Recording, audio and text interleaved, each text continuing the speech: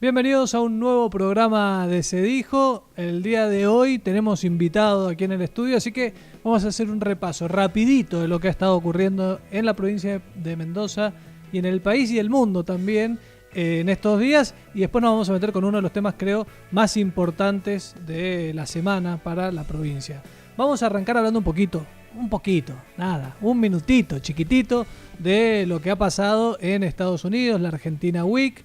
Ahí tenemos, obviamente, ha sido tendencia, más allá de lo importante que fue esta semana, de la ronda de negocios que se armó, los contactos que se tejieron entre gobernadores y empresarios de Estados Unidos, se llevó todas las luces Manuel Adorni, el vocero presidencial, ahora jefe de gabinete, que llevó a este viaje a su esposa y en base a eso se armó un verdadero despelote. ¿Por qué? Porque Adorni había criticado mucho a gobiernos anteriores por viajar con ese tipo de comitivas, es decir, con familiares arriba del avión presidencial, y ahora a él mismo lo están criticando por eso. Y no lo critica solamente la oposición, lo han salido a criticar los propios. Vi incluso un video de esta chica libertaria, Luli Hoffman, criticándolo. La verdad es que sería fuego amigo, si se quiere, porque da en la línea de flotación de lo que es el discurso anticasta del gobierno de Javier Milei, este tipo de prácticas. Aparecieron unos memes graciosos de Adorni, ahí tenemos algunos, Leo, a ver si los podemos mostrar, de este deslomado, el deslomado en Nueva York, ahí con Donald Trump y Javier Milei. Apareció otro también, todos iban con el tema del deslomado por la explicación que da Adorni de que él en realidad fue con su esposa porque iba a deslomarse 5 días a Nueva York y quería tener la compañía de su mujer, de su compañera de vida. Ahí está, deslomado en Nueva York. Pero no solo estuvo Adorni en Nueva York, también estuvo el gobernador de la provincia de Mendoza. Y ahí te mandó un link, Leo, para que le des clic ahí justo arriba de las fotos, porque la verdad pasó algo llamativo. Vamos a ver el comunicado que sacan desde el gobierno de la provincia de Mendoza, algo muy importante. Ahí la ministra de Energía y Ambiente, Jimena Latorre, participa en la apertura de Nasdaq. Y si vos bajás, vas viendo, esto destacaban desde el gobierno de la provincia que es importante, que los otros gobernadores que viajaron no tuvieron esta posibilidad. Y bajaste las fotos, Leo, dale hasta abajo. Y mirá eso, Times Square, Alfredo Cornejo, Nasdaq welcomes Alfredo Cornejo, Governor of Mendoza Province. Y ahí tenés el Mendoza, Argentina. Bueno, estaban muy contentos también con esto en el gobierno de la provincia de Mendoza. Un mendocino suelto en Nueva York, el gobernador Alfredo Cornejo, que se perdió la repetición de la vendimia. Bueno, en realidad no la va a poder ver tampoco porque se suspendió ahí la vendimia en lo que se iba a hacer la repetición. Recordemos, llovió el día de la fiesta de la vendimia, Cornejo no pudo ir porque la fiesta era el sábado y Cornejo viajaba el domingo, la fiesta se hizo finalmente el domingo, Cornejo no pudo participar de ese viaje y la repetición se volvió a suspender por lluvia y ahora se hacía el domingo, pero suspendieron la repetición, así que se armó un lindo despelote en el mundo de la cultura. Algo hemos venido contando de la vendimia y de las licitaciones y cómo se hacen este tipo de contrataciones para lo que es el armado del escenario, etcétera. Bueno, ahora Gareca dijo que no podían seguir reprogramando la vendimia porque salía muy caro para la provincia de Mendoza. Caro le sale otra cosa a la provincia de Mendoza, que es un tema que no habla mucho la prensa. Nosotros lo hemos venido trabajando y por eso lo vamos a seguir contando, que tiene que ver con la pauta oficial. Hubo novedades esta semana respecto a la pauta oficial de la provincia de Mendoza porque la Corte finalmente dio marcha atrás en una medida judicial que la propia Corte había solicitado. Hay una APA, una acción procesal administrativa en el máximo tribunal, para saber quién tiene que responder ante el rendimiento, la rendición de cuentas de la pauta oficial. En realidad existe una ley, la ley no se cumple, hay una ONG que se llama Fiscalía Ciudadana que presentó un pedido de acceso a la información pública para que les digan, bueno, está vigente o no está vigente esta ley que no se está cumpliendo, y así fue que llegaron hasta la Corte. La Corte dijo, bueno, vamos a tomar el tema, le vamos a requerir al Poder Ejecutivo que nos mande contratos de pauta a 2 consultoras, MDA y DNI, y que además vengan a audiencia los responsables del área de comunicación del gobierno. Bueno, eso lo había decidido la Corte.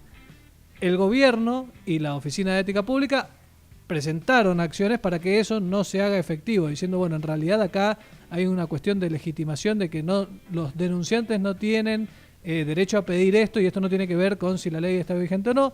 Empezó ahí la discusión y dale clic al link que tenemos ahí, Leo, porque esa es la nota de esta semana. No, esa no. Te armé el guión, Leo. Ese era el final. Ya me spoileaste el final de todo este repaso de temas. Pauta oficial, ahí tenés un link que te lleva a la nota de lo que fue la decisión de la Suprema Corte de Justicia de desistir en esta medida de prueba que se había pedido. Finalmente no va a ir el subsecretario de Comunicación al máximo tribunal, no van a tener que remitir los contratos que habían firmado con estas dos consultoras, que era lo que estaban pidiendo los denunciantes. No pasa nada, Leo, pasamos al tema siguiente, que tiene que ver con la emergencia sanitaria en Guaymallén. Este es un problema recurrente. Tiene que ver con el agua. Vamos a hablar del agua hoy, pero no de esto. Esto que está pasando le pasa por el costado, aunque de alguna manera lo toca también al Departamento General de Irrigación, porque en Guaymallén está pasando algo grave que en realidad es consecuencia de un problema que tenemos en la provincia de Mendoza, que es un problema estructural, y es que la red cloacal ya tiene décadas, ya lleva muchísimo tiempo sin que se vayan haciendo mejoras, entonces empieza a colapsar. Además, en Guaymallén se da la particularidad de que desembocan muchos de los colectores y ahí se acumulan sedimentos porque no hay pendiente, y es la tormenta perfecta, más las tormentas, que además hacen que llueva más y que mucha agua de las casas vaya a las cloacas por malas conexiones, y eso lleva a que colapsen los colectores. Y en Guaymallén, además de la cloaca que está colapsada, el colector que está colapsado desde hace más de un año en Severo del Castillo y 2 de Mayo, ahora se suma este problema en la calle Tirazo, que también ha generado muchísimos inconvenientes para los vecinos del departamento de Guaymallén. Ahí el intendente Marcos Calvente declaró la emergencia ambiental y sanitaria para pedir algún tipo de celeridad a la solución.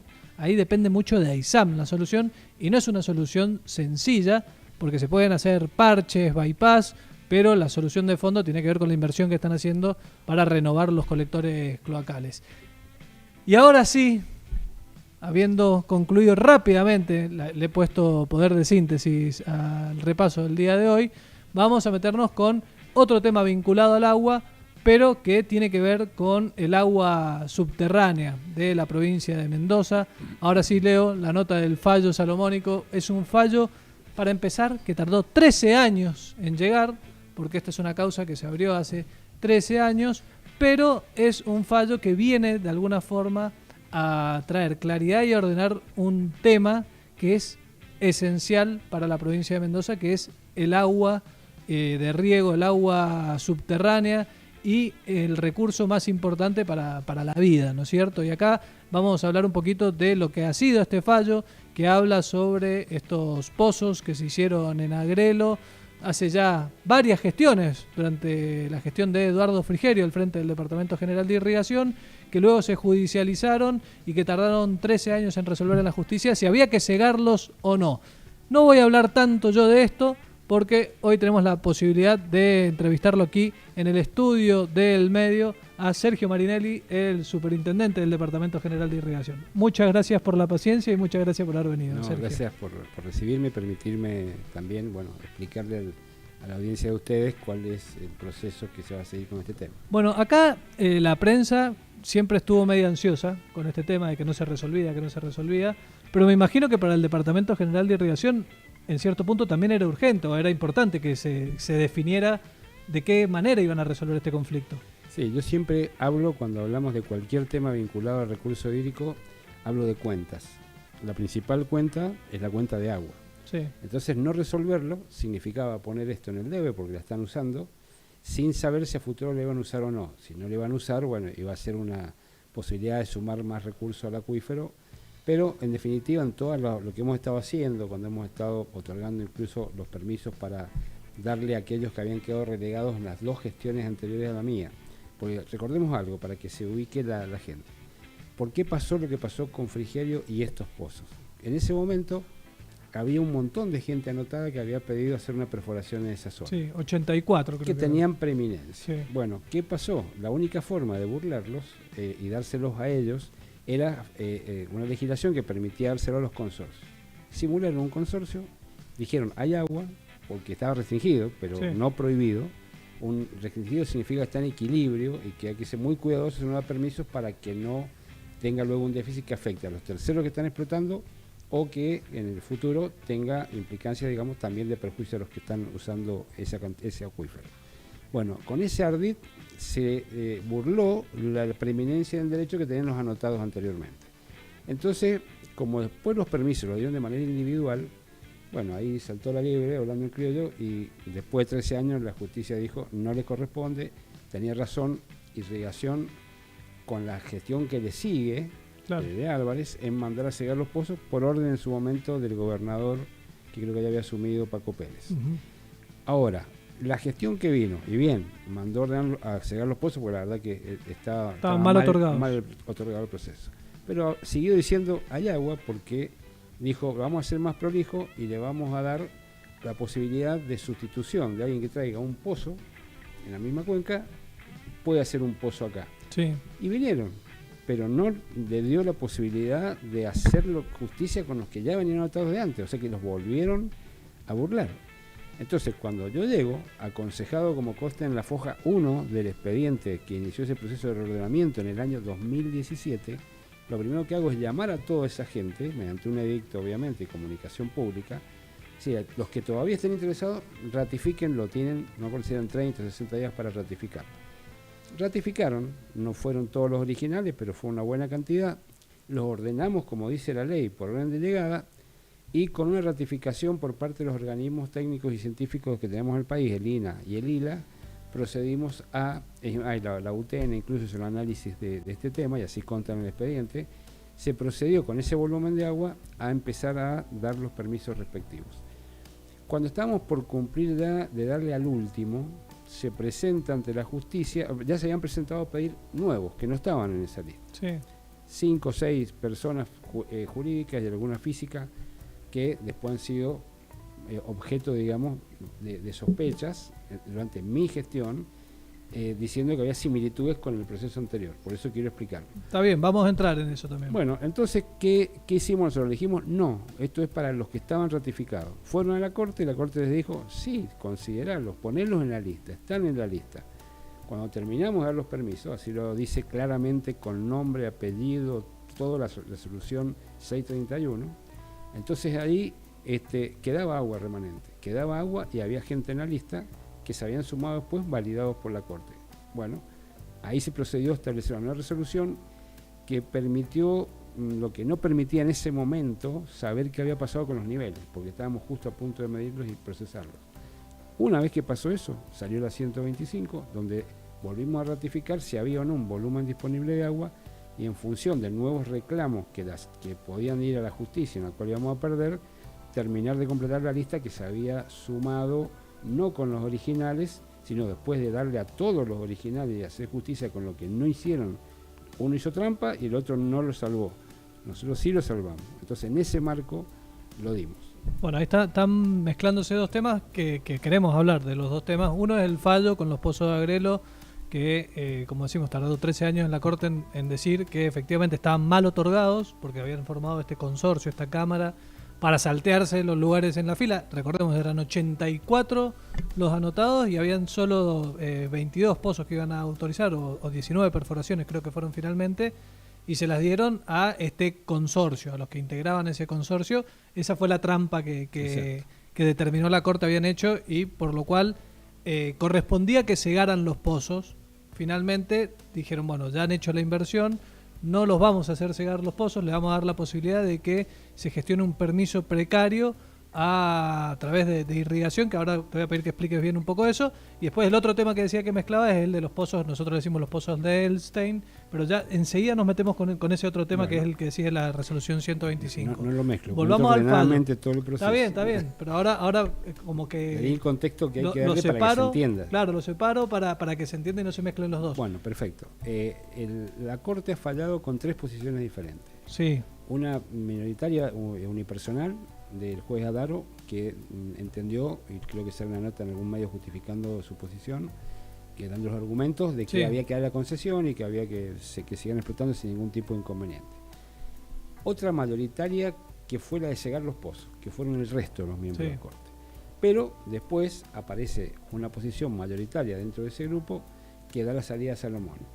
2 jueces se mantienen que hay que cegarle y no darle más nada, que son Valerio y Palermo, y Sí. otros 4 jueces dicen, no, como hay grandes inversiones y después lo que ha pasado, realmente hasta va a haber perjuicio económico y laborales, mejor apliquémosle alguna norma particular. Claro, cegar los pozos significaba que no tenían más... Secar 1000 hectáreas de Claro, ¿no? Se quedaban sin agua para regar claro. todo ese Se desarrollo. secaban y se acababan los emprendimientos que hay a nivel enoturismo, que son todos de alta gama, de Sí. lujo. Pero yo creo que lo hacen no en el ánimo de cubrir el lujo, sino de cubrir lo que significa desde el punto de vista económico, dándoles la pena que entienden que corresponde y aplicándole una normativa que de alguna manera, por analogía, existe, pero que no existe para este caso particular ni para el agua subterránea, y que hay que ahora crearla, que es el trabajo nuestro.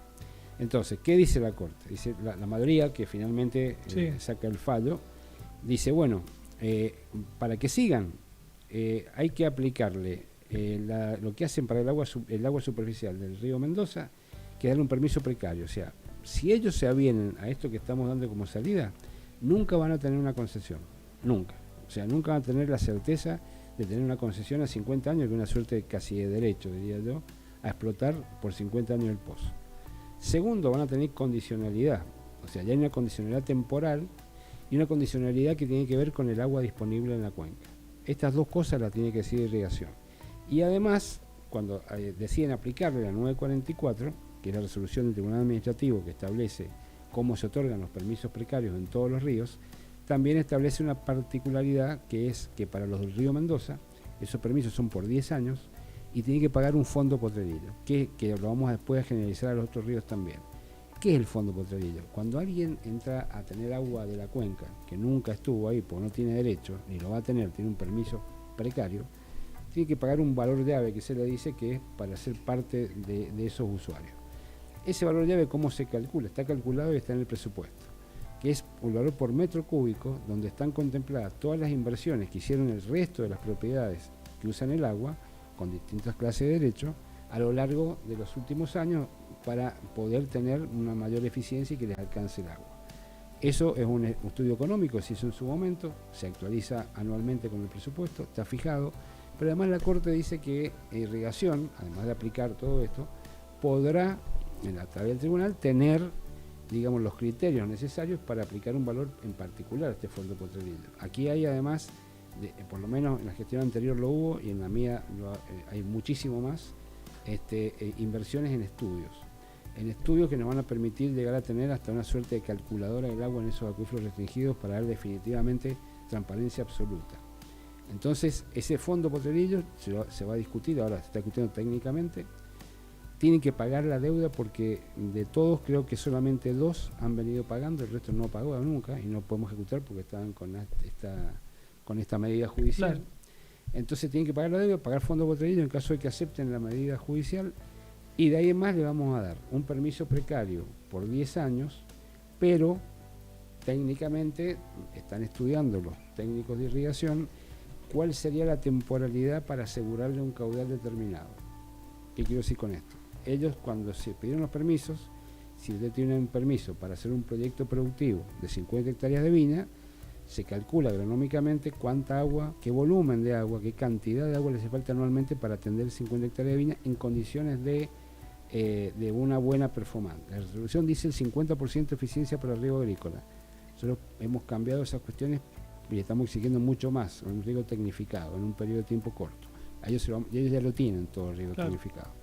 Entonces ese volumen de agua que le asegura que con esa forma de repartir el agua pueden mantener ese cultivo, si no hay suficiente agua en el acuífero, se la podemos disminuir. Entonces, durante un periodo de tiempo que podrá ser de 3, 5 años, le diremos vas a tener este volumen de agua y a los 5 años se revisa eso, el que toque en su turno, técnicamente por supuesto, no políticamente, y se le asigna el mismo o un menor volumen, nunca más. Esta nueva normativa, ¿para quién es? Solo para estos casos que están en el juicio, en el fallo de la Corte, y que a su vez se avengan a acatarlos. Caso contrario, tienen que cegar los pozos o se los mandamos a cegar. Bueno, ese punto que decís al final me parece que es una de las dudas que se generan. Si esto abre la puerta a que a partir de ahora se puedan conceder este tipo de permisos precarios para el otorgamiento de agua subterránea, algo que entiendo en la ley no está establecido así. O sea, está el superintendente otorga el permiso para perforar, pero después hay que esperar a que el HTA, es así, viene una persona que dice, yo tengo una finca, quiero hacer un pozo, pido permiso para hacer un pozo a través de una empresa perforadora y un profesional habilitado que está en un registro que tiene irrigación, 2 registros, y dice, quiero hacer este pozo para hacer un proyecto que puede ser un barrio, puede ser una chacra o puede ser un cultivo de viña o de frutal. Sí. De tantas hectáreas, en función de las hectáreas. Y también tiene que ver esto con el tipo de suelo, con el clima. No todos necesitan la misma cantidad de agua. O sea, la misma varietal de viña, el Valle de Uco, en el este, en el sur, tiene distintas necesidades hídricas. Bueno, esta es una cuestión agronómica que está en la calculadora que figura en la página, que es el programador de riego. Cualquiera puede controlar eso. Entonces, se le da un permiso para que haga una perforación, y en caso que alumbre agua, ese permiso dice que tendría que tener una cantidad adecuada para ese cultivo en determinadas condiciones. Una vez que alumbra agua, estamos haciendo permanentemente el control, se hace la inspección cuando alumbra agua, el técnico que pone el particular y que hace el trámite presenta su informe técnico final, y ahí se eleva al tribunal para que le dé la concesión, que es ahí entregarle el derecho por 50 años, y tiene 2 años para hacer el proyecto. Y además tiene que inscribir en el registro de la propiedad, ya fue inscrito previamente en nuestro registro, esa habilitación, esa concesión de uso del agua subterránea para hacer ese proyecto productivo. Entonces, eso tiene que hacer un plano de mensura actualizado para que pueda inscribirlo en el registro, ubicar el pozo y tener una visión actual de lo que es la parte física y económica de la parcela y jurídica de la parcela. Esa es la publicidad del acto. ¿Por qué se exige esto? Porque para evitar los negocios inmobiliarios, precisamente. Bueno, pero en el caso de Agrelo, no solo hicieron trampa al conformar el consorcio, sino que desarrollaron productivamente el área sin esperar la ratificación del HTA. Y eso también me parece que es importante lo que se puede ver en el fallo, que lo deja claro, que en realidad hay que esperar a que el Tribunal Administrativo confirme y otorgue la concesión, porque si no, el argumento que daban estas empresas era, no, bueno, como ya teníamos el permiso, correspondía que el Tribunal Administrativo avalara el desarrollo productivo. ¿No es así? Totalmente, no, que además la mayoría en su momento lo hizo, tengo entendido, para proyectos productivos. Y además ahí hay en algunos casos loteos cerrados, barrios cerrados, por lo menos programados, y al establecimiento de lujo, están proyectando establecimientos hoteleros. Entonces no es que hay una cantidad de agua para el proyecto productivo y después hay que darle más agua para el resto. El volumen de agua asignado es uno solo, que puede ser igual o menor, y tendrán que repartirlo en los distintos usos y pagar acorde a los usos que tengan. Entonces, ese blanqueo, entre comillas, que ordenó la Corte, tiene todas sus penalidades fundamentalmente en la cuenta de agua. Bueno, y ahí sí conecto con lo que... Eso fue el pasado, vamos al presente. Los 9 pozos estos que autorizaron el año pasado. No, no autorizamos los pozos, todavía no hay ningún permiso. Las perforaciones. Nada, no hay ningún permiso otorgado. Lo que hicimos fue, por eso explicar el proceso, porque es un tema complejo, de comprender, tiene cuestiones legales y tiene cuestiones técnicas, y tiene estas cuestiones científicas. Entonces abordar el tema para un periodista que tiene que estar viendo lo de Adornik, lo económico, lo social, lo deportivo, bueno, es complejo.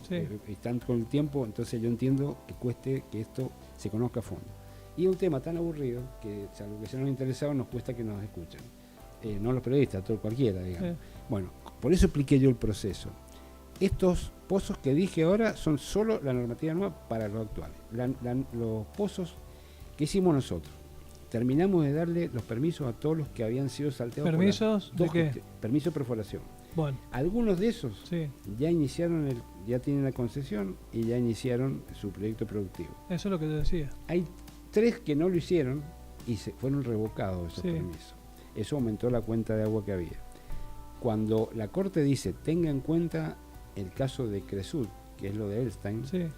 los otros que están también en la nómina no se presentaron a la Corte, pero les corresponde la general de la ley. Y entonces también los agregamos, incluso algunos antes que Cresud, porque se había notado antes que Cresud. Sí. Seguimos respetando la misma lógica que comenzamos en 2017. Perfecto. Entonces, durante Frigerio, ¿había agua? Sí, porque dijeron, hay agua, nadie discute si había o no había agua, se Sí. discute la forma. Cuando vino Álvarez y hizo lo otro, ¿había agua? Nadie discute, había agua, estaba restringido. Entonces digo, ¿por qué me critican ahora si está en las mismas condiciones, pero en un proceso legalmente ordenado? Entonces, la 931, que es anterior a la 125, que Sí. es la que se cuestionó, es una resolución que establece a ese momento una fotografía con los datos de nombre, todo, ¿correcto? Y decimos, no hay más permiso, porque en ese momento estábamos dispuestos a no dar más permiso a nadie. 9 de agosto, o sea, la 931 fue en agosto del 24. Claro, cuando la Corte ya había sacado el fallo, estábamos con presentaciones adicionales de los que tenían el fallo a favor, más los otros que estaban para presentarse también ante la Corte para que le tocaran lo mismo, que obviamente le iban a decir lo mismo, que los tuviéramos en la lista, y quedaba claro no por ellos, sino que ya parte del proceso, que había agua disponible, iban a la Corte y lo iban a tener. Entonces, ¿qué dijimos ahí? Con más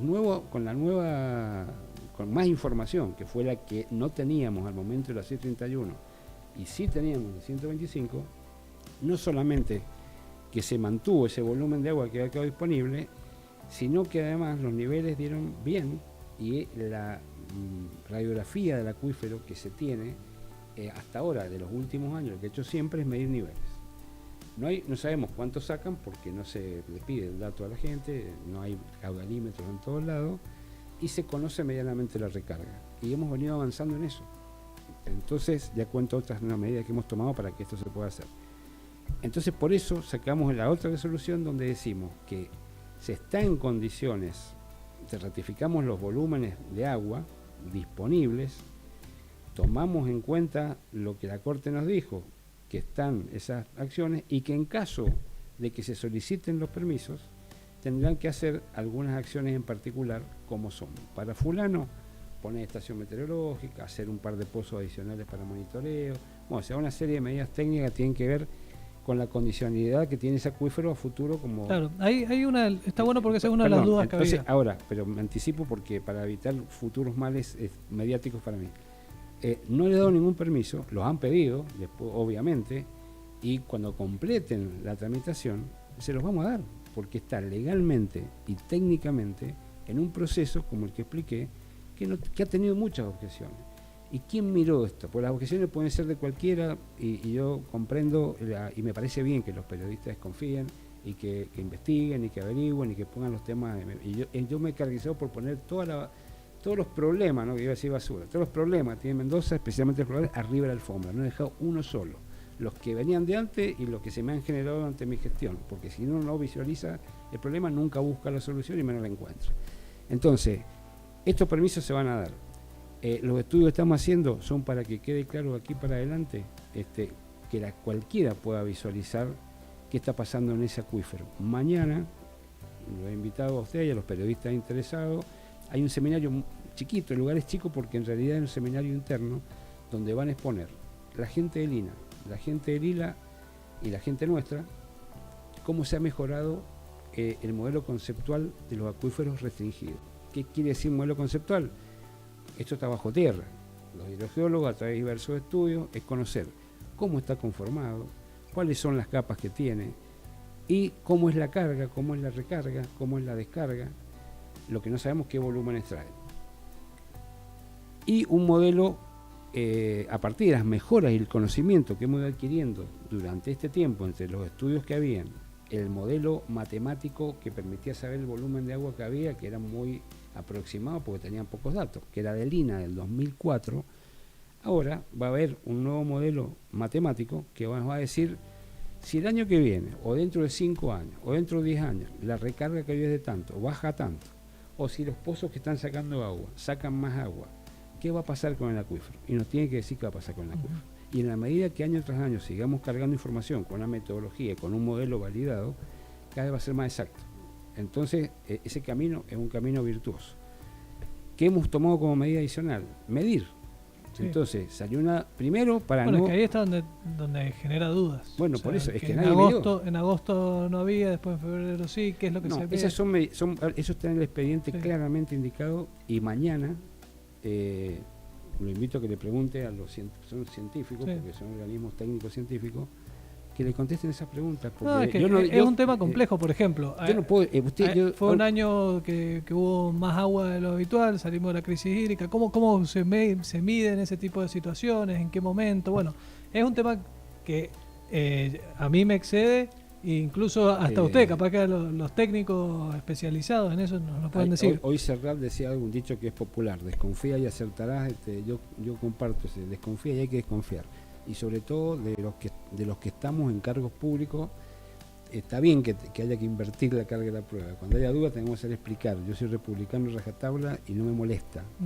Lo que sí me molesta, porque soy un ser humano y también tengo mi carácter, es cuando las cosas no se ponen blanco sobre negro. ¿Hay sospechas? Bueno, las tienen.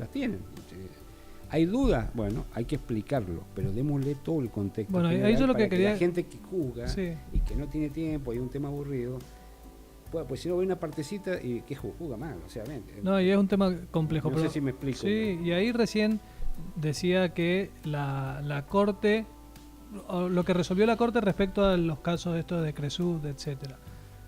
Una interpretación me parece errónea que se ha hecho es que la Corte ordenó que les permitieran hacer pozos, y no es eso lo que ordenó la Corte. No, la Corte dice, bueno, con el caso de Cresud, lo que dijo la Corte es: póngalo en la lista. Claro. ¿Qué es la lista? Los que habían sido dejados de lado por las gestiones anteriores y lo habíamos ordenado por una llegada. Póngalo en la lista, quiere decir que tiene derecho a que le demos agua si hay agua, y que lo ponga en la lista a través de los anteriores. Claro, pero no es búsquele el agua porque si tienen agua, derecho, no. No, si hay agua le da, o sea, no lo dice así, pero si lo pone en la lista... Pero es que es así porque el que da el agua es irrigación, no la Corte. No, por eso, pero la Corte analiza el proceso.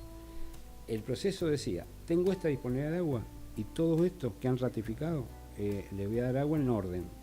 ¿Cuánto quiere usted? ¿Cuánto quiere usted? ¿Cuánto quiere usted? Se me va acabando, se me va bajando la cuenta de agua. Cuando terminé y le di a todo y salvé la situación de la injusticia de los dos gestiones anteriores, entonces ahí quedó agua. Sí. Y la Corte dice: estos que se anotaron después, póngalo en la lista. ¿Por qué le voy a decir que no tengo agua si tengo agua? Y se han anotado en la lista y la Corte los ha validado en su...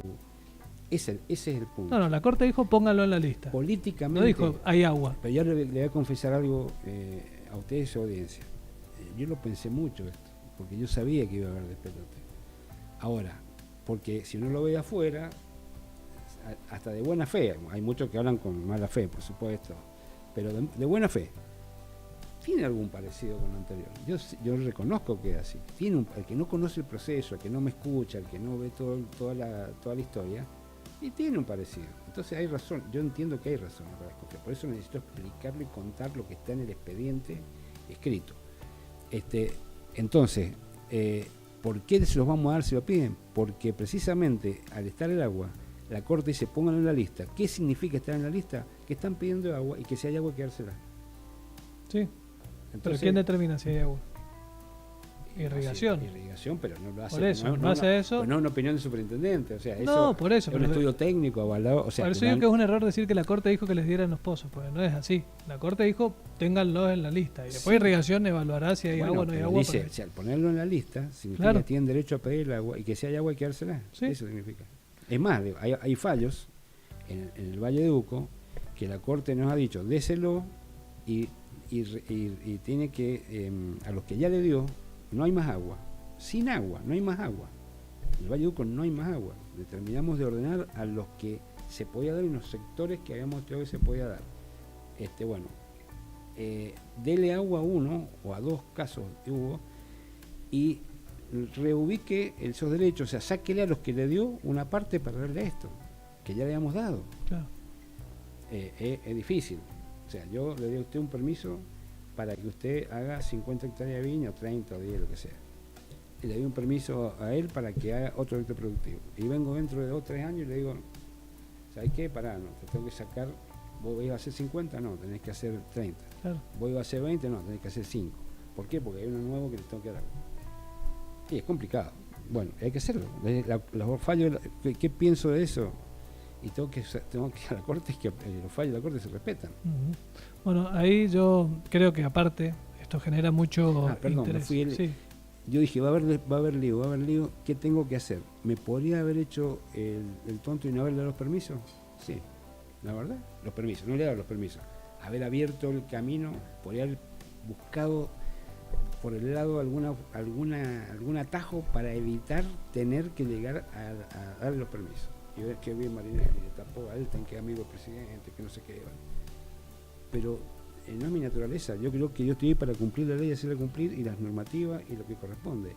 Y lo que correspondía era seguir el proceso. Y yo no tengo por qué, sería muy grave que yo pudiera dar el agua de acuerdo al nombre, a la billetera o al historial de cada uno. Eso no es mi tarea. Mi tarea es ver un expediente donde los abogados, los técnicos, cuando a mí me llegan, han discernido todo. Yo diseño la política y los procesos, pero después todo lo técnico está confeccionado, avalado y trabajado por profesionales de la hidrología, contadores, abogados, que también son en todo caso, yo puedo ser más culpable porque tengo responsabilidad política, ¿no es cierto? Y soy el número uno, porque de última tendré que hacer caso, pero yo no soy hidrogeólogo, no soy especialista en hidrología, ni soy abogado. Pero bueno, el que tiene, esto lo decíamos en algunas notas, el que tiene la lapicera de oro, porque acá también estamos hablando de negocios millonarios. Mire, el negocio millonario, le hago una pregunta, o hagamos una pregunta. ¿La trajo la lapicera? Alguien, yo uso virómetro. A ver si es dorada. Uso una Vic que la tengo ahí en la oficina. No uso, tengo una Vic, que es la marca que nunca falla, la Vic, perdón, la marca, bueno, una virómetro. Digo, alguien que no tenga dinero podría plantar 50 hectáreas de viña o hacer, o sea, no nos engañemos tampoco, esto de que son ricos, o sea, que yo quién soy, Robin Hood, que tengo que todo aquel que hace un emprendimiento importante, sea hoy en Las Catitas o sea en el Valle de Uco, planta, le cuesta lo mismo plantar. El rendimiento productivo del Valle de Uco, y esto repito lo que escucho de un montón de enólogos. Sí, en realidad no estamos hablando de eso, estamos hablando de lo que va de la tierra sin agua y con agua. Bueno, ahí está. Vamos al caso que lo he escuchado que critica con razón, sí, y que dice permiso de Marinelli. Bueno, yo he seguido el proceso porque él estaba en la lista. O sea, vamos a hablar del caso de Gustavo Soto. Claro. Gustavo Soto, se le ha dicho a él, entiendo que ha retirado, no tiene nada. Tiene un pozo con un caño. Sí. ¿Por qué? Por lo que expliqué más temprano. Hasta que no tiene la concesión, no puede explotar la tierra. Bueno, pero antes de ir a Soto, hay algo que no termino de entender, porque ya 3 veces dijo que no le ha dado el permiso a estos pozos de Cresú, de Elce. Pero si cumplen con todo, se los tengo que dar. ¿Y qué es lo que dio a través de la resolución 125? No solamente Cresú. Sí, los 9 se pozos. habla de Cresú, pero hay otras empresas. Está Cresú, está Chimpay, está Brescia también, pero está en una sociedad. Pero ahí, en esos casos, dice que todavía no se dan los permisos. ¿Qué es lo que otorgó la 125? ¿Y por qué ya están los edictos pidiendo permiso para hacer los pozos y todo? Lo que hizo la 125 es, en una situación que ya he dicho, cortemos acá hasta ver qué pasa con las mediciones que estábamos haciendo y que hay que procesarlas. Dice, bueno, sí, después de la cuenta que hay acá, más lo que se ve ahora, hay agua disponible. Por lo tanto, hay agua disponible para los permisos que siguen en la lista y que están habilitados de acuerdo por la Corte, fallo de la Corte. Eso es lo que es 125. Entonces, después de eso, empezaron a pedir los permisos. Si cumplen con todo lo que exige la 125, habrá que dar los permisos. ¿Y por qué ya estaban los edictos ya pidiendo la perforación y todo de estos pozos de Cresú? No, eso fue posterior a eso, no pueden hacer antes. Pedir lo puede pedir cualquiera. Mañana pueden venir cualquiera y decirme, dame un pozo o dame 10 pozos en el Valle de Uco. Pero así que no.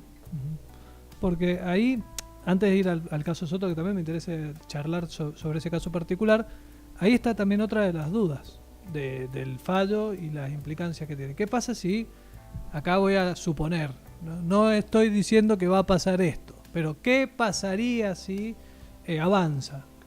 Cresut hace las perforaciones y dice, bueno, ya empiezo con la inversión, como hicieron, total el fallo los dio el permiso precario después. No. ¿Qué pasa en esos casos? Ese supuesto es como que cualquiera viene y hace lo que quiere. O sea, Claro, es que un poco la Corte avala eso. Primero, para que ese pozo sea legítimo, tiene que seguir todos los pasos que implican las resoluciones nuestras respecto de los permisos de perforación. Entonces, en el marco de este proceso, si él cumple con haber hecho el puesto de estación meteorológica, bueno, o mostrarnos, tengo todo para poner en marcha tus requerimientos. Sí, ahí hay que hacer la perforación, que aparezca el agua, todo. El acto administrativo, que es una resolución mía que otorga él o los permisos, a cualquiera de ellos, a partir de otorgado el permiso, procede la empresa que él designe, con el proyecto que presentó el profesional que él designe, a hacer las perforaciones del caso. Una vez que alumbre agua, sube al tribunal para la respectiva concesión, y ahí tiene un plazo de 2 años para hacerlo. ¿Qué tiene características particulares estos permisos que vamos a dar dentro de ese marco? Que no tiene ninguno de los que ya dimos, que también tiene una condicionalidad respecto al volumen de agua. Se les está aclarando que ellos han entrado en se les va a aclarar, digamos, y lo dice la 125, que todo eso tiene una condicionalidad, al igual que los que le damos al permiso precario de esto del fallo de la Corte. Y si quiere que la complique más, y no tengo la respuesta porque se me acaba de ocurrir, pensando en modal. Llegado el caso, se acaba el acuífero. Se acaba no. Se empieza a agotar. Empieza a afectar la recarga, porque se agota porque el río, esa recarga se puede manejar, porque el río Mendoza tiene su recarga para ese acuífero en particular, y en margen izquierda, a partir de Álvarez Condarco hasta el dique Chipolete. Con los estudios que estamos haciendo, esa recarga se puede manejar, que está bueno porque le da garantía a los usuarios de agua subterránea, pero si uno le mete más recarga ahí, es agua que le está sacando lo de abajo también. Entonces, la cuenta es una cuenta parcial para ese acuífero, una cuenta parcial para el acuífero en margen izquierda, y una cuenta total de la cuenca. ¿Por qué? Porque acá viene un tema que es fundamental, que el agua, y esto es motivo de una renovación legislativa, porque la ley actual ni siquiera respeta el ciclo del agua, que era el siglo XIX, es muy buena, pero está caduca obviamente en algunos aspectos, es una sola, viene de la montaña, se infiltra y viene al acuífero, y la otra sigue por el curso del río, la desviamos y cultivamos o tomamos agua o uso industrial. Entonces, esto es la Corte, de alguna manera, está sentando este criterio que está en toda la legislación moderna de todas las provincias del país, menos de Mendoza, y en todos los lugares del mundo que han avanzado en esta materia. El agua es una sola, y se administra y se distribuye según la conveniencia, por arriba con agua superficial o por abajo trayéndola con bomba del pozo. Cada pozo de una propiedad particular se debe interpretar como una toma alijuela de riego, y tiene que tener un medidor como lo tiene que tener a futuro cualquier usuario de agua potable, cualquier industria petrolera o la casa que consume agua potable. Sí, más en una provincia donde es un recurso escaso. ¿Pero qué cambió? ¿Dónde se ajusta el tema? Supóngase que se restringe el acuífero y no ponemos en la cuenta porque no corresponde la recarga, porque si no le sacamos a los demás. Yo no voy a estar. ¿A quién no le reduce? A los que ya están. Ese es mi criterio. Sí. Y entiendo que es lo que la ley exige. Los que ya están hoy no van a tener restricción. Antes que ellos tengan alguna restricción, que la podrán tener a futuro, ¿quiénes van a estar restringidos? Estos últimos permisos, que así lo va a decir. Y los precarios. Y sobre todo, peor que esto, los precarios. Claro. Entonces, los que están, y para eso están los balances hídricos. Ahora, siendo mal pensado, sí. ¿No le da también eso discrecionalidad a quien sea el superintendente de irrigación después de usted? Para decir, bueno, a ver, ¿a quién le saco? ¿A quién le toca más? Y la ley lo dice. Para mí, en ese aspecto, está clara la legislación, lo tiene que estar mucho más clara la nueva legislación, pero la única forma de que eso sea cierto es teniendo más certeza y midiendo. Claro. Por eso nosotros hemos sacado una legislación que dice, en los acuíferos restringidos, primero determinaron 3 clases de usuarios: mayores de 50 hectáreas, entre 20 y 50 hectáreas y menores de 20 hectáreas. Esto lo hemos trabajado en similitud con Chile y Australia, que ya tiene experiencia en esta materia, y esto tiene que ver con cuestiones económicas, sociales, productivas, cómo referenciamos los usuarios. Nunca nadie se animó a definir una unidad productiva, ni el INTA. Entonces, estamos diciendo usuarios de 3 categorías. Los de 50 hectáreas en adelante tienen 6 meses para cumplir con lo que ya se ha dicho, que es colocar un caudalímetro y transmitir el dato por internet al sistema MIDO, que es el mismo sistema que tenemos de medición del aforo de los canales y que es público para aquel que quiere bajar la aplicación y tener el dato. Entre 20 y 50 hectáreas tienen 2 años para hacerlo, y los menores de 20 hectáreas es por declaración jurada. Pero para que usted venga y diga, yo consumí tanto, tiene que medir, Claro. tiene el caudalímetro. No se lo vamos a estar leyendo nosotros, pero aquel que no lo tenga, vamos a hacer auditoría, harán auditoría. Claro. Entonces, es un proceso que tiende a que eso que se va a conocer con eso, la extracción, cuánto le estamos sacando del acuífero, la recarga, con lo que le explicaba recién y que mañana lo van a explicar los que saben, de verdad, vamos a conocer muy bien la recarga del acuífero. Entonces, sabiendo cuándo le entra y cuánto le estamos sacando, esa es la cuenta clara y tiene que estar en internet. Y yo antes de irme voy a dejar hecho una plataforma donde van a estar participando los que miden y se van a ir sumando a medida que midan y cumplan, conociendo en forma directa no solamente lo que está pasando con las extracciones, sino también conociendo en forma directa que tienen que ir a cargarse cada vez que midamos el nivel del acuífero, todos aquellos datos que contribuyen a la ecuación que da el modelo para que sepamos si falta o no falta con el acuífero. Bueno, ahora sí vamos un poco al Valle de Uco, al caso que íbamos a hablar. Te había mandado un link, Leo, para que pusiéramos un poquito de contexto. Gustavo Soto, ex intendente de Tupungato, actual senador provincial, a principios de este año nos enteramos que estaba haciendo una perforación allí en su finca en Cordón del Plata, creo que es en la localidad de Cordón del Plata, en Tupungato. Y ahí empezamos a ver un poquito cómo era la historia. Bueno, esto es interesante también, porque recién decíamos, son millonarios, no son millonarios los que hacen estos desarrollos. Soto me costó mucho hablar con él después de publicada la nota, porque había aparecido este cartel de que vendía el terreno. Pido perdón por lo que hice, pero lo tuve que ir a buscar a la legislatura, porque no me contestaba los mensajes, no me atendía, y fui hasta la legislatura un martes después de la sesión para que me diga si efectivamente lo vendían o no, y me dijo, bueno, en realidad lo que pasa es que no tenemos la plata para hacer la inversión, y lo íbamos a poner en venta, pero al final no lo vendemos nada. Eso fue un poquito lo que me alcanzó a decir el senador provincial. Pero tiene particularidades este caso, y acá no hubo un fallo de la Corte, y tampoco estaba en la lista original el expediente de Gustavo Soto para conseguir este permiso de perforación. ¿Cómo fue ese proceso? Esa historia se puede seguir perfectamente mirando los expedientes. Sí, yo he hecho, capaz que me falta alguna. Yo arranqué por la resolución 1542. Bueno, en la original había 2 o 3 casos que no estaban, como pasó lo mismo en la cuenca del río Mendoza, sí, con un caso que, es más, creo que después se murió el hombre. Bueno, que el abogado hizo un surco yendo, y la verdad que había un error administrativo al momento de acumular.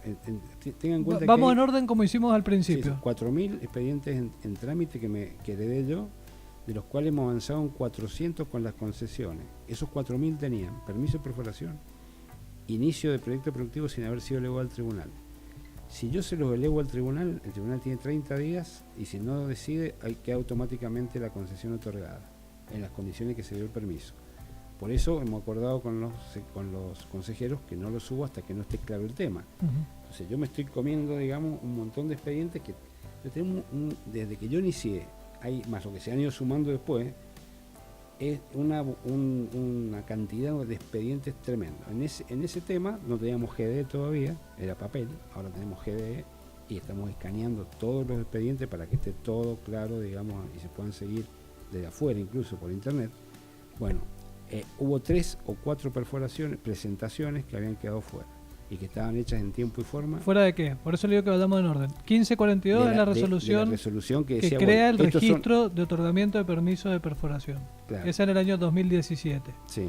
En el año 2018, resolución 466 es la que establece el listado. Claro. Que creo que eran 10 expedientes los que aparecían ahí en esa resolución.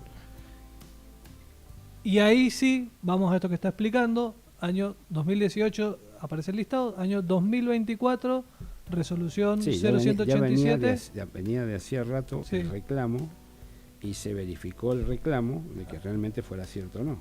¿El reclamo que era? Usted viene y me dice, mire, usted sacó una lista que es esa resolución, sí, y yo no estoy, y yo reclamé. Bueno, sí, vení, te sumo, no, tenemos que chequear que realmente fuera así. Bueno, Ahí hay una frase que es interesante que dice que por distintas razones que exceden a la voluntad de las partes, no fueron incluidos originariamente en el registro. ¿Qué fue lo que pasó? No, la verdad que no tengo...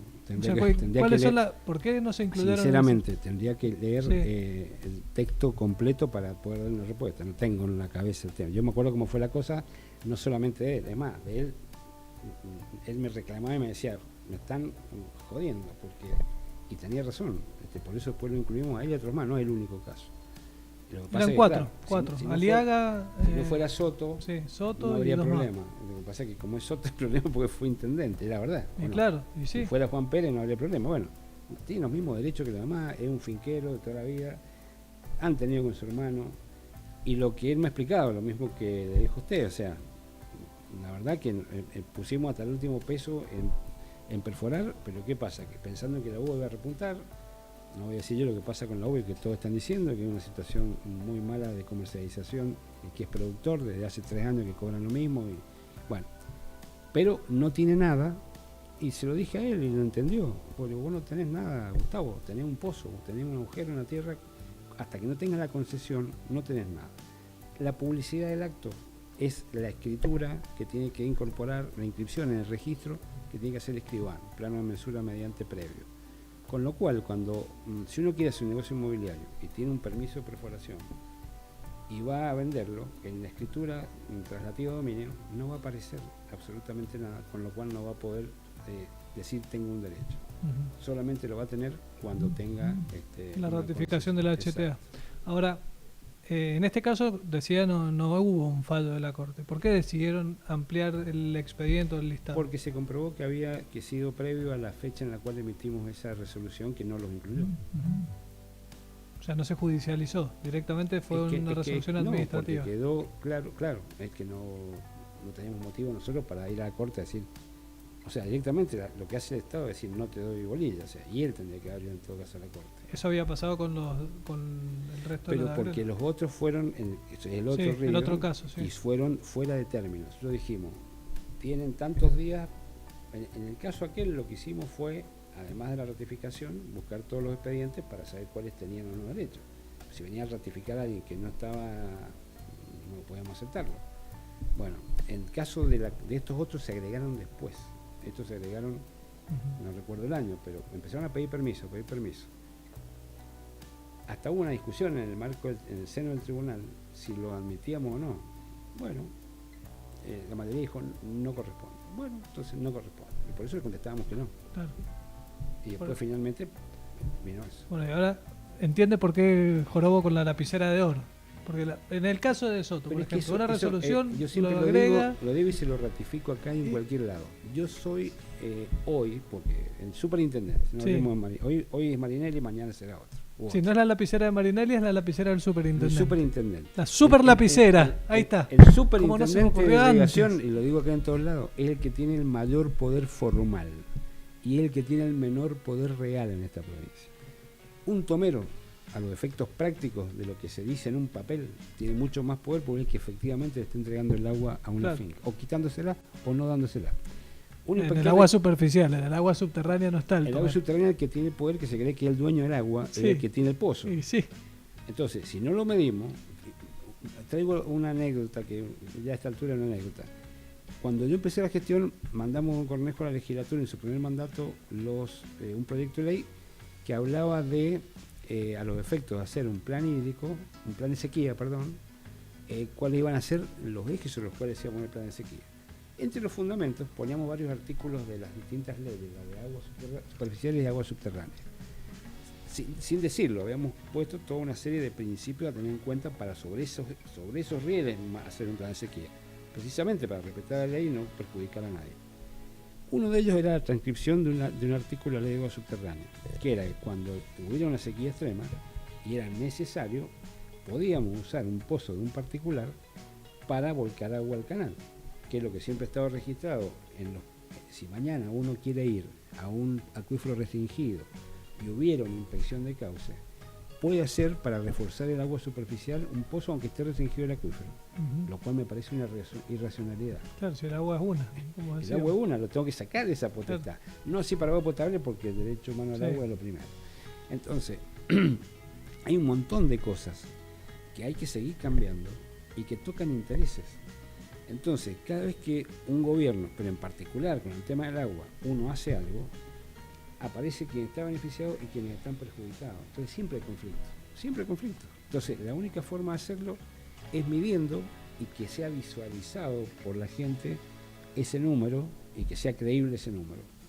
Entonces, un caudalímetro de un pozo que me transmite el dato, estamos tranquilos y estamos muchísimo mejor que si no lo tenemos. Pero no es suficiente. ¿Qué hemos hecho? Trabajando con la gente de Castilla-La Mancha y la gente de Línea de Chile, hemos firmado un convenio por el cual hemos capacitado a gente nuestra, está avanzando ese convenio con un software especial que nos transmiten para que mediante imágenes satelitales podamos determinar cuál fue el consumo de agua que tuvieron en un jardín de 30 por 30, en una inspección de cauce, en una finca o en toda la cuenca. Es un dato aproximado, sí, con un margen de error que va del 5 al 15% según cómo se opere ese tipo de tecnología. Entonces un dato más, entonces me llega el dato de Rivas y me dice, consumió este año X cantidad de volumen, consumió 100, tenía autorizado 110, bien, tenía autorizado 80, con el otro controlamos si realmente los cultivos usaron eso o no usaron.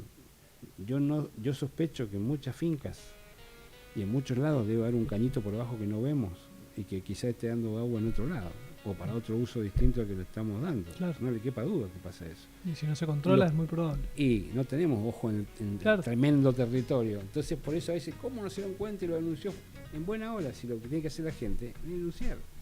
Y si no actuamos, no damos. Y la prensa también. Por supuesto. y si no le damos respuesta, como dije al principio, o no solucionamos el tema, denunciarnos. Claro. Recién ahí, pero no a la sospecha. Si no, tenemos una organización 15 veces más grande y costaría 15 bueno, veces pero más esto es interesante porque ¿qué fue esto? Hace 2 años, 3 años que se hablaba del código de agua. Si antes se avanzaba con el plan operativo o antes con el código. Sí, bueno. Me parece que un poco era esta la discusión, de avanzar con tener sí, datos precisos. Ahí puede haber sido un error mío táctico en cuanto a avanzar con la legislación sin haber tenido todavía el plan. Que lo que pasa es que yo siempre digo, porque el plan es esto, es tener este tipo de información. Nosotros tenemos una planificación de gestión. Esa planificación la estamos llevando a cabo y de alguna manera es un plan no escrito. Ahora esta semana está terminado el plan. Hoy es viernes, hoy me tienen que mandar ya el borrador final los consultores. Lo voy a ver entre el fin de semana, la semana que viene. De ahí lo comparto a algunos ministros que tienen que definir parte de esta política. Ya han trabajado las reparticiones a su cargo, como son la Ministerio de Producción, con la Secretaría de Agricultura, Ambiente y Energía con la parte de Ambiente, obviamente Hacienda, Gobierno, Infraestructura y Ordenamiento Territorial, por supuesto, porque está el tema también de la relación con los intendentes. Entonces, con esos 4 ministros tienen que verlo también y después el gobernador decidiremos en conjunto. El gobernador finalmente decidirá si tiene o no cambios ese trabajo. Ese trabajo es el plan hídrico provincial que tiene lineamientos, pero no va a decir que sea una obra de agua potable acá, una obrita acá, tiene lineamientos generales para toda la provincia. Y eso es un mandato de la Ley de Ordenamiento Territorial y del Plan Estratégico que se hizo en 2017, había que hacerlo. Lo tiene que aprobar la legislatura. El gobernador va a decidir si lo manda, no lo manda, cuándo lo manda.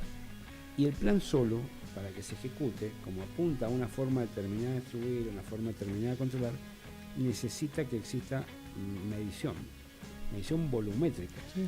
Que en la práctica, para que lo entienda la gente que tiene una finca común, va a seguir siendo un tiempo, porque dice, a mí me toca la finca, me toca ir 3 horas, 4 horas, 24 horas o 15 minutos en lote urbano. Pero ¿qué es el volumen? Es el tiempo por el caudal.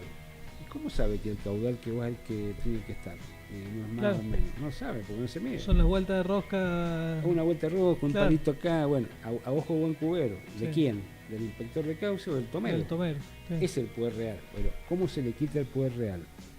Y se disminuye el poder formal al superintendente y se le quita el poder real, que a veces es mal usado, a los que ejecutan, midiendo. Y que esa medición esté en internet a los ojos de todo el mundo.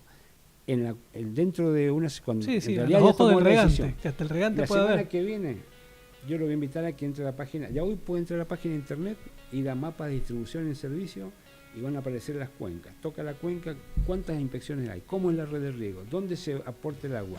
¿Cuánto se mide? ¿Funciona el punto o no funciona? ¿Quiénes son los usuarios? ¿Está habilitado o no está habilitado? Y si esa inspección de cauce ha cumplido con la 904, van a estar todos los datos de regante, cuándo riega, va a poder visualizar dónde va el agua, por dónde va el agua, si llegó o no llegó.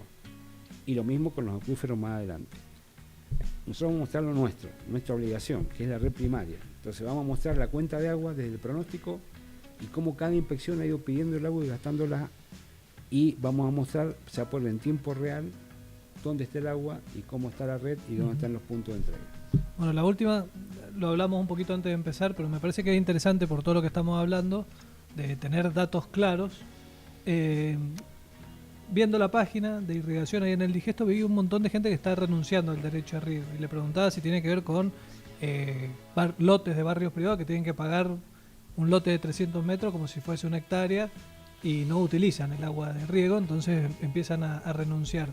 Me imagino que esto de alguna manera también altera un poco la claridad de saber cuántas hectáreas se están irrigando, porque si cada lote de 300 metros figura como una hectárea, ¿cómo es el trámite para renunciar a ese derecho primero, a riego? ¿cómo se reparte el agua? Nosotros tenemos en nuestro registro en la resolución del 2017 que dice que hay que entregar el agua a las propiedades que están cultivadas y al día. Se toman las que están al día. Entonces, si hay 200, en la cuenca del río Mendoza, 67.000 hectáreas al día, ¿cómo están repartidas según la inspección de cauce esa hectárea? Entonces le entregamos proporcionalmente el agua en los turnados que se acuerdan con los inspectores de cauce. Entonces, si hay, en el caso de la inspección de cauce que está, por ejemplo, cercana a la ruta 60 hacia el norte, en esa zona entre la ruta 60, para poner, estamos trabajando ahí con Luján en ese tema, y la calle Paso, y entre el canal Cacico de Mayén y la calle Vieites. Después vamos a ampliar con Maipú también ese lugar. Bueno, nosotros le damos el agua, pero como esa gente tiene esa red de riego, es una red de riego para uso agrícola. Claro. Ahí se transformaron 3.000 hectáreas en un montón de loteos privados, claro, que eran uso agrícola o son uso privado. Entonces, ¿quién se va a levantar a un turno a las 4 de la mañana a regar? Nadie. ¿Quién se va a levantar? ¿Quién va un domingo a las 8 de la mañana, 7 de la mañana o 12 de la noche? Y cuando son propiedades que no son barrios privados, hasta un problema de seguridad, hasta los mismos tomeros sufren problemas. Es que de infraestructura, porque no está puesta la sequía para ponerlo. Entonces dice, no hay obra en el río Mendoza. ¿Qué obra hay que hacer? Cuando uno hace una obra hídrica, tiene que tener una demanda a la cual va a atender y eso determina un caudal de diseño. ¿Cuál es la demanda a atender? ¿Qué estamos haciendo con Luján? Estamos relevando los barrios que le van a poner medidor para cobrarles de más los excesos de medidor, pero estamos viendo si tienen o no la infraestructura necesaria para poder hacer riego y si quieren hacerlo. La idea es llegar a nuevos acuerdos, por eso el Congreso del Agua decía por nuevos acuerdos por el agua, que tiene que ver con eso, con acordar con todos los actores territoriales, dando un mejor marco de gobernanza y los usuarios, ¿cómo hacemos? Entonces, donde hay una infraestructura que ya se banca en términos de cantidad y oportunidad, agua potable más riego, bueno, se le cobrará, no le cobramos más irrigación, pero le cobramos un exceso por el riego. ¿A quién se lo vamos a cobrar? Se lo va a cobrar a la municipalidad y nosotros se lo va a cobrar al usuario. Claro. Y de esa forma atendemos a la inspección de cauce con el exceso que se van a quedar sin cliente en una parte del canal. Bueno, se lo compensamos con ese valor. Eso está pensado, no está escrito y es parte del plan hídrico del río Mendoza que ya están trabajando los consultores en el área metropolitana y que después se le suma alta montaña, que se trabaja en paralelo. Y la parte agrícola está bien. Bueno, es interesante porque muchos riegan con agua potable en los barrios privados. La mayoría. Y tampoco está bueno. Está bueno. Yo antes decía que no y me he dado vuelta. Yo creo que está bueno primero. Pero si la miden. Primero si la miden. Siempre, esto, todo lo que estamos hablando, si no medimos, estamos hablando, es todo biribiri, hay que medir. Bueno, es más fácil medir el agua potable que medir el riego. Sí. Y segundo, si usted tiene una infraestructura ya hecha, una inversión, donde hay una cañería que puede dar esas dos demandas, ¿para qué vamos a hacer una nueva que cuesta tanto conseguir plata para invertir en ese tipo de infraestructura y tener un doble costo de operación? Por eso me he convencido de que bajo lo que está pasando, donde no puede llegar el agua de riego, bueno, que usen una sola infraestructura. Ahora, si queremos que todos rieguen con agua potable, no es tanto una locura en materia de costo de producción, pero sí sería imposible porque las cañerías no tienen el diámetro adecuado para poder atender las dos demandas. Entonces tenemos que ir trabajando sobre realidades. lo que estamos viendo ahora, cuáles son esas realidades territoriales, cómo inciden en cada inspección de cauce y acordando con el municipio, después con la inspección de cauce y los usuarios, con qué nos quedamos. Esa es la línea de acción sobre la cual estamos trabajando. Y el vecino que tiene un lote de 300, 500 metros y no quiere seguir pagando el derecho de riego, ¿qué tiene que hacer? Tiene que renunciar, presenta la renuncia. Durante mucho tiempo hubo mucha renuencia a aceptar esas renuncias, sobre todo en las asociaciones que agrupan las inspecciones de cauce, especialmente en la zona que yo les estoy contando. Y como que se archivaba, uno renunciaba y la renuncia, así como tiene un derecho a usar el agua otorgado, tiene un derecho a renunciar a ese derecho, o sea, tiene toda la potestad. Sí tiene que cumplir con alguna normativa. Yo en su principio le decía, bueno, vos querés renunciar, yo le comunicaba al EPAS y le comunicaba al Luján, a Maipú o a ISAM, que el señor iba a renunciar al derecho de riego con un lote de más de 1000 metros, con lo cual era factible que regara con agua, para que supiera. Claro. Y le exigía un medidor. Bueno, después iban a Maipú y no le daban bolilla. Entonces la verdad que le estábamos poniendo una traba a la macana, pero con el ánimo de que se transparentara una distinta forma de usar el agua. Bueno, eso lo hemos sacado ahora, para facilitar la renuncia. ¿Queremos que renuncien? No queremos que renuncien. Pero esto se arregla cuando tengamos la radiografía completa y sepamos cuáles son primero la necesidad real, lo costeemos adecuadamente. Bueno, ahí vamos a tomar decisiones conjuntamente con el gobierno, con los intendentes, con los operadores de gestión comunitaria. Y esto es un plan que no creo que yo llegue a tener ese tipo de decisiones. Pero sí lo va a dejar visto esto el plan, que tiene un capítulo económico, que habla del valor económico del agua, y que establece una metodología bastante ingeniosa para priorizar obras en función del valor que le agrega al agua, pero también tiene, y acá viene la parte política una vez que esto se apruebe, hasta dónde es solamente una cuestión de oportunidad, mérito y conveniencia, como dice la ley, o también existe una evaluación económica social o social al respecto. La tarifa lo puede corregir y el que entienda que las tarifas no son pagables las podrá subsidiar, pero el servicio hay que garantizarlo, de agua potable y saneamiento. Y el otro tratar de prestarlo de manera eficiente, porque con menos agua, una mejor forma de repartir el agua permite seguir manteniendo el oasis que tenemos o las demandas productivas aún con menos agua. Bueno, muchísimas gracias por haber venido. Una lástima que no trajo la lapicera dorada. Nos enteramos ahora que era una Bic normal. Antes de irme voy a comprar una para regalárselo a usted. Claro.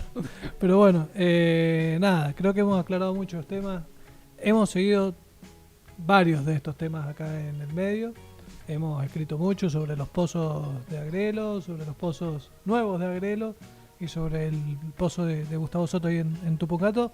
Así que ha estado bueno para poder aclarar todas estas cosas. Yo estoy siempre disponible a hablar de todo, de todos los temas y sin ningún tipo de tapujo, porque entiendo que así debe ser. Está bien. No puedo decir que no me contestó mensajes, pues no le escribí a Marinelli. Claro, yo le mandé. Es verdad. Yo le dije, yo atiendo el teléfono. Sí, así fue. Y acá está. Bueno, muchísimas gracias por haber venido. No, gracias a ustedes. Bueno. De esta forma nosotros ya damos por finalizado el programa de hoy. Hemos hablado un poquito, en profundidad hemos hablado del tema del agua subterránea en la provincia de Mendoza y este fallo histórico de la Suprema Corte de Justicia de Mendoza, que en realidad es un fallo histórico porque era un fallo muy esperado, pero que había generado algunas dudas. Creo que algunas las hemos aclarado con el superintendente de irrigación, Sergio Marinelli. Como siempre decimos, se tenía que decir y en el medio se dijo.